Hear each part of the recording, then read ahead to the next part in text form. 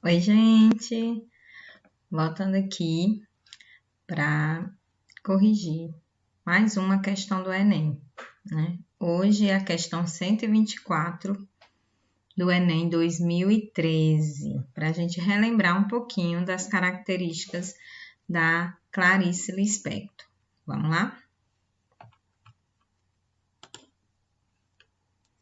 A questão, ela apresenta um texto, né, do romance A Hora da Estrela, e pede que a gente analise a voz narrativa, a peculiaridade que o narrador traz, que a Clarice traz enquanto narrador.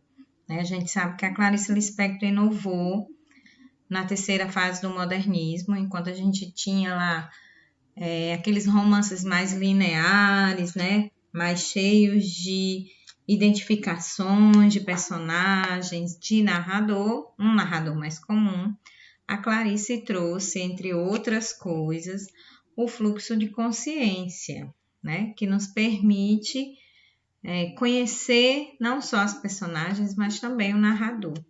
Pensar o que o narrador está pensando, conhecer o que ele está vendo, sentindo, fazendo, né? E andar pela cabeça das personagens. Então, ela nos proporcionou isso. Vamos resolver essa questão? Traz um texto, né? Como eu disse. O texto diz assim: tudo no mundo começou com um sim. Uma molécula disse sim a outra molécula e nasceu a vida. Mas antes da pré-história, havia a pré-história da pré-história. E havia o nunca, e havia o sim. Sempre houve. Não sei o que, mas sei que o universo jamais começou. Enquanto eu tiver perguntas e não houver resposta, continuarei a escrever. Ele começa a refletir, né? Aqui você já percebe que ele quer contar algo, mas ele começa a refletir, que ele quer encontrar essas respostas dele. Como começar pelo início se as coisas acontecem antes de começar, antes de acontecer? Então, ele não sabe nem como começar a história que ele quer contar. Se antes da pré-história, da pré-pré-história, já havia os monstros apocalípticos, se essa história não existe, passará a existir. Pensar é um ato. Sentir é um fato. Os dois juntos sou eu que escrevo o que estou escrevendo. Felicidade? Nunca vi palavra mais doida, inventada pelas nordestinas que andam por aí aos montes. Como eu irei dizer agora, essa história será o resultado de um ritual. Há 2 anos e meio venho aos poucos descobrindo os porquês. É visão da iminência de...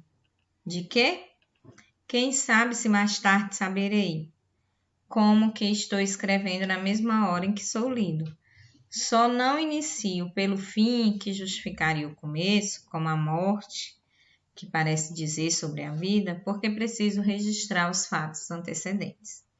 Além de refletir aqui sobre a história que ele vai contar, ele já nos dá uma pista de como vai terminar essa história, né? Porque ele diz, eu não inicio pelo fim que justificaria o começo, o fim explica o começo, como a morte parece dizer sobre a vida, então a gente já consegue imaginar aqui que haverá uma morte, né? Para quem leu A Hora da Estrela sabe como acontece, né, a epifania aí da Hora da Estrela, né?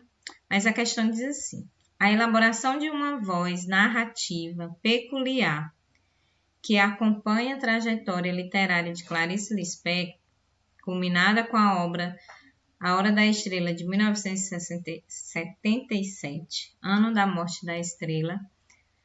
Nesse fragmento nota-se essa peculiaridade, porque o narrador observa os acontecimentos que narra sob uma ótica distante, sendo indiferente aos fatos e às personagens, né?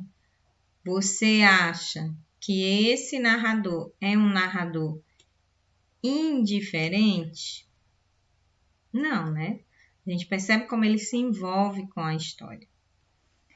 Ele relata a história sem ter tido a preocupação de investigar os motivos que levaram aos eventos que acompanham? Não. Ele está justamente mostrando essa preocupação, né? Então, também não é a B.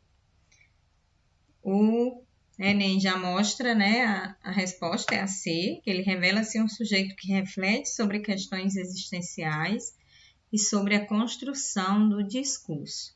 Nós vamos sempre ver esse narrador, que é o Rodrigo SM, refletir sobre as questões existenciais, questões universais. Lembrem-se que essa é uma característica da terceira fase do modernismo no Brasil, e sobre como ele pode construir esse discurso dentro da sua narrativa. Ele admite a dificuldade de escrever uma história em razão da complexidade para escolher as palavras. Ele se propõe a discutir questões de natureza filosófica e metafísica incomuns na narrativa de ficção. Essas questões eram incomuns naquela época, né? Ele se propõe a discutir isso, mas esse não é o real motivo da peculiaridade desse narrador, né? Aqui é a questão de se refletir sobre pontos existenciais, sobre a construção do discurso que se sobressai na característica da Clarice Lispector, tá bom? Então, é isso. Eu tenho sempre disponibilizado um mapa textual. Dá uma olhadinha e aprende mais sobre essa maravilhosa escritura da nossa terceira fase do modernismo. Beijos.